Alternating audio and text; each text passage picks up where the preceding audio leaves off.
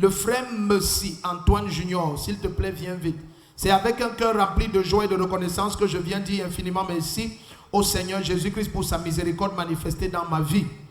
Il y a de cela 18 ans, j'ai perdu ma mère. J'ai été profondément affecté et traumatisé par son départ au point de perdre tous mes repères et de me retrouver dans de mauvaises compagnies. J'ai alors commencé à consommer de la drogue, de l'alcool, pensant y trouver du réconfort. Je consommais le chanvre indien, la taille. La taille, c'est quoi? What is taille? C'est la drogue. C'est la drogue, ok. La taille, le tabac et les whisky en sachet. J'en prenais chaque jour sans arrêt. 10 rouleaux de drogue au moins et 4 paquets de cigarettes par jour avec 12 sachets de whisky. Makata bratata. Chaque fois que la drogue finissait, je devenais comme fou et je parcourais tous les quartiers de la ville pour m'en procurer. Je ne donnais jamais de l'argent à quelqu'un et je n'aidais jamais les gens qui sont dans le besoin car mon argent était toujours bien calculé pour acheter de la drogue. J'ai ainsi perdu près de 5 millions de francs dans l'achat de drogue et j'ai été incarcéré 2 fois. Un jour, une de mes amies qui me voyait toujours violent et agressif m'a prêché l'évangile. Je ne sais pas qui est cette amie, mais acclamez-la, acclamez-la. C'est ça qu'un vrai chrétien doit faire. M'a prêché l'évangile et m'a invité à prendre part à un culte dans cette église. Je suis venu une seule fois à un culte, puis je suis retourné dans la drogue.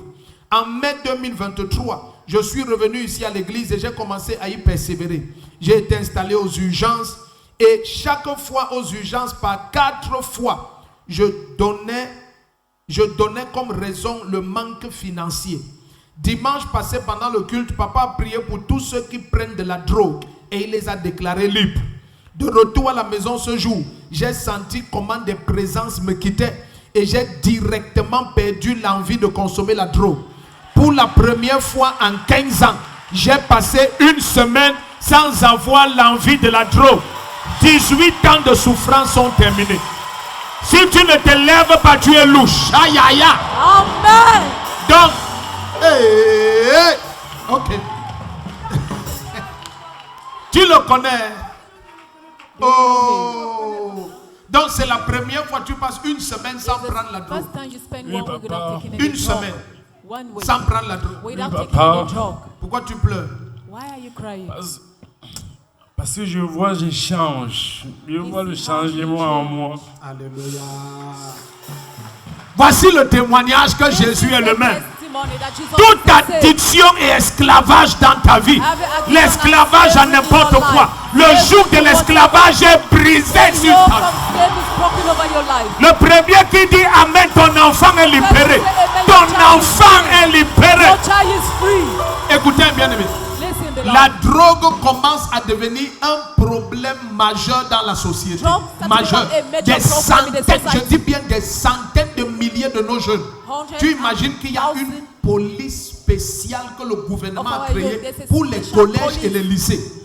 Et ils passent le temps à attraper les drogues dans les établissements. Ça, c'est le énième enfant que Jésus libère ici. Le énième. Le premier qui dit Amen, le joug de Satan est brisé sur. Quelqu'un dit Jésus est vivant.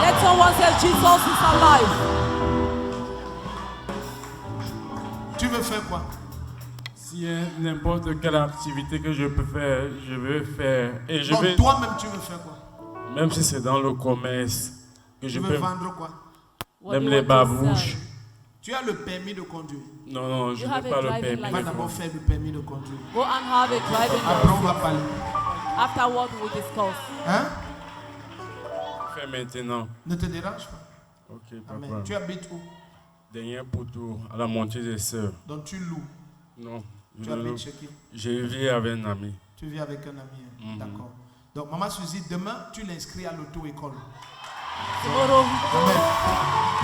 Quand maintenant tu vas connaître conduire, l'église t'offre le taxi. Le taxi. Le premier qui dit Amen, ta vie change. Amen. Bonjour, moi c'est le frère Messi Antoine Junior.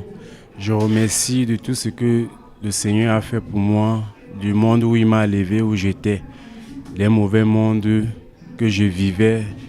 Et Dieu m'a élevé de ce monde et je le remercie beaucoup de son amour dans ma vie et qu'il a pu faire en sorte que je change parce que de où j'étais n'était pas une bonne vie que je menais. Je vivais d'une vie qui n'était pas honorable à ses yeux. J'étais dans le monde, je me droguais, je fumais sans cesse avec l'oppression. Je ne comprenais pas ce qui allait dans ma vie. Mais quand je suis venu dans la présence de Dieu et que je me suis donné et je me suis ouvert à lui, tout a changé et de tout s'est amélioré dans ma vie.